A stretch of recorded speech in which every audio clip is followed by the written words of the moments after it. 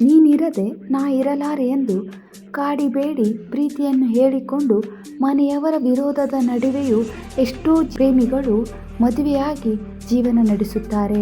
ಅದಾದ ನಂತರ ಏನಾಗುತ್ತದೆಯೋ ಗೊತ್ತಿಲ್ಲ. ಆ ಪ್ರೀತಿ ಡಿವೋರ್ಸ್ನಲ್ಲಿ ಕೊನೆಗೊಳ್ಳುತ್ತದೆ.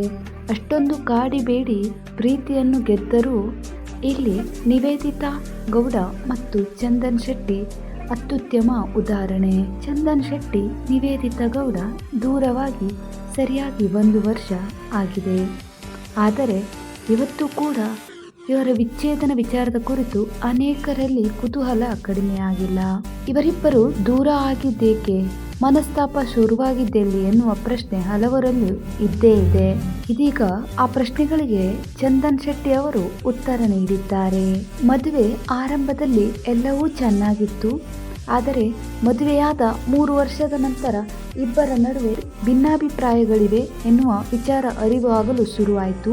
ಇನ್ನು ನಮ್ಮ ರೀಲ್ಸ್ ನೋಡಿದ ಅನೇಕರು ನಾವು ಚೆನ್ನಾಗಿದ್ದೇವೆ ಎಂದುಕೊಂಡಿದ್ದರು. ಆದರೆ ಆ ಖುಷಿ ರೀಲ್ಸ್ಗೆ ಮಾತ್ರ ಸೀಮಿತವಾಗಿತ್ತು ಎಂದು ಚಂದನ್ ಶೆಟ್ಟಿ ಹೇಳಿದ್ದಾರೆ. ಇಲ್ಲಿ ನಾನು ಯಾರದ್ದು ತಪ್ಪೆಂದು ಬೆರಳು ಮಾಡಿ ಹೇಳುವುದಿಲ್ಲ. ಮುಂದೆನೂ ಸಹ ನಾನು ಯಾರದು ತಪ್ಪೆಂದು ದೂಷಣೆ ಮಾಡುವುದಿಲ್ಲ. ಮುಂದೆಯೂ ಕೂಡ ಬ್ಲೇಮ್ ಗೇಮ್ನ ನಾನು ಆಡುವುದಿಲ್ಲ.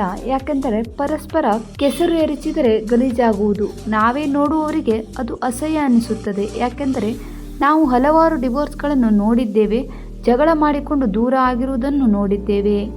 ಇನ್ನು ಎಲ್ಲದಕ್ಕಿಂತ ಮುಖ್ಯವಾಗಿ ನನ್ನ ಜೀವನದ ಈ ಹಂತದಲ್ಲಿ ಇದೆಲ್ಲ ಮಾಡಿಕೊಳ್ಳುವ ಅವಶ್ಯಕತೆ ನನಗಿರಲಿಲ್ಲ. ಆದರೆ ಜೀವನ ದೊಡ್ಡದು, ನನ್ನದು ಜೀವನ ಇದೆ. ನಿವೇದಿತಾ ಅವರದ್ದು ಇನ್ನೂ ಚಿಕ್ಕ ವಯಸ್ಸು, ಅವರದು ದೊಡ್ಡ ಬದುಕು ಇದೆ. ಇನ್ನೂ ಸಾಧನೆ ಮಾಡುವಂತಹದ್ದು ತುಂಬಾನೇ ಇದೆ ಎಂದು ಚಂದನ್ ಶೆಟ್ಟಿ ಹೇಳಿದ್ದಾರೆ. ಡಿವೋರ್ಸ್ ಆಗುವ ಮೊದಲು ಇಬ್ಬರು ಪರಸ್ಪರ ಮಾತನಾಡಿಕೊಂಡಿಯೇ ಈ ನಿರ್ಧಾರಕ್ಕೆ ಬಂದಿದ್ದೇವೆ. ಎಷ್ಟೇ ಪ್ರಯತ್ನ ಮಾಡಿದರೂ ಕೂಡ ಹೊಂದಾಣಿಕೆಯಾಗದಿದ್ದಾಗ ಡಿವೋರ್ಸ್ ಪಡೆಯುವ ನಿರ್ಧಾರ ಮಾಡಿದ್ವಿ. ಜೊತೆಯಲ್ಲಿ ಕುಳಿತು ಮಾತನಾಡಿದ್ವಿ. ನಾವಿಬ್ರು ಜೋಡಿಯಾಗಿದ್ದು ಮಾಡುವ ಜೀವನಕ್ಕಿಂತ ನಮ್ಮಿಬ್ಬರ ಜೀವನ ತುಂಬ ಮುಖ್ಯ ಎಂದಾಗ ಬೇರೆಯಾಗಿ ಬದುಕುವುದು ಒಳ್ಳೆಯದು, ಅದೇ ಸರಿ ಎಂಬುದು ಮೊದಲು ನಾವಿಬ್ಬರು ನಿರ್ಧಾರ ಮಾಡಿದ್ವಿ. ಇನ್ನು ನಾವಿಬ್ಬರು ಖುಷಿಯಾಗಿಲ್ಲ ಎನ್ನುವುದು ನಮ್ಮ ಮನೆಯವರಿಗೆ ಕೂಡ ಗೊತ್ತಿತ್ತು. ಅವರ ಬಳಿ ಕೂಡ ಆ ನಂತರ ಚರ್ಚೆ ಮಾಡಿದ್ವಿ, ಅವರನ್ನು ಒಪ್ಪಿಸಿದ್ವಿ ಎಂದು ಹೇಳಿದ್ದಾರೆ ಚಂದನ್ ಶೆಟ್ಟಿ. ನಿವೇದಿತಾ ಮತ್ತು ನನ್ನ ಬದುಕು ತುಂಬಾನೇ ತದ್ವಿರುದ್ಧ. ಅವಳು ತುಂಬಾ ಪಾಶ್ ಹುಡುಗಿ, ನಾನು ತುಂಬಾ ಸಿಂಪಲ್ ಲೈಫ್ ಸ್ಟೈಲ್. ಹೊಂದಾಣಿಕೆ ಆಗುತ್ತಿರಲಿಲ್ಲ. ನಾನು ಮೊದಲ ದಿನದಿಂದ ಡಿವೋರ್ಸ್ ಆಗುವವರೆಗೂ ನಿವೇದಿತಾಗೆ ಸಪೋರ್ಟ್ ಮಾಡ್ತಾ ಬಂದಿದ್ದೆ. ಅವಳಿಗೆ ಏನು ಇಷ್ಟ ಇಲ್ಲವೋ ಹಾಗೆಯೇ ಬಿಟ್ಟಿದ್ದೆ. ನಾನು ಮರೆತು ಬಿಟ್ಟಿದ್ದೆ. ನನ್ನ ಪಾರ್ಟ್ನರ್ನ ಖುಷಿಯಾಗಿಡಬೇಕು ಎನ್ನುವ ಚೌಕಟ್ಟಿನಲ್ಲೇ ಇದ್ದೆ. ಆದರೆ ಎಷ್ಟು ಕಷ್ಟಪಟ್ಟರೂ ಅದು ವರ್ಕೌಟ್ ಆಗಲಿಲ್ಲ. ಅಂದಾಗ ದೂರ ಆಗಬೇಕು ಎನ್ನುವ ನಿರ್ಧಾರಕ್ಕೆ ನಾವು ಇಬ್ಬರು ಬಂದೆವು. ಎಲ್ಲರಿಗೂ ಬದುಕುವ ಸ್ವಾತಂತ್ರ್ಯ ಇದೆ. ನಾನು ಯಾವತ್ತೂ ಯಾರ ಕೆಲಸಕ್ಕೂ ಅಡ್ಡಿಪಡಿಸಿದವನಲ್ಲ. ಇರುವುದು ಒಂದೇ ಬದುಕು, ನಿನಗೆ ಅನಿಸಿದ್ದು ಮಾಡು ಎಂದು ಹೇಳುವಂಥ ವ್ಯಕ್ತಿ ನಾನು. ಇದೇ ಸ್ವಾತಂತ್ರ್ಯವನ್ನು ನಾನು ಕೂಡ ನಿರೀಕ್ಷೆ ಮಾಡುತ್ತೇನೆ. ನಮ್ಮ ನಡುವೆ ಕೂಡ ಆಗಿದ್ದು ಇದೆ. ಇನ್ನು ನಾವು ಅಧಿಕೃತವಾಗಿ ಡಿವೋರ್ಸ್ ಪಡೆದ ನಂತರ ಕೂಡ ನಾವು ಒಂದು ದಿನ ಜೊತೆಯಲ್ಲಿದ್ವಿ. ಹಿತೈಷಿಯಾಗಿ ನಾನು ಅವರನ್ನು ಕೋರ್ಟ್ನಿಂದ ಮನೆಗೆ ಕರೆದುಕೊಂಡು ಹೋಗಿದ್ದೆ. ಚಂದನ್ ಶೆಟ್ಟಿ ಹೇಳಿದ್ದಾರೆ.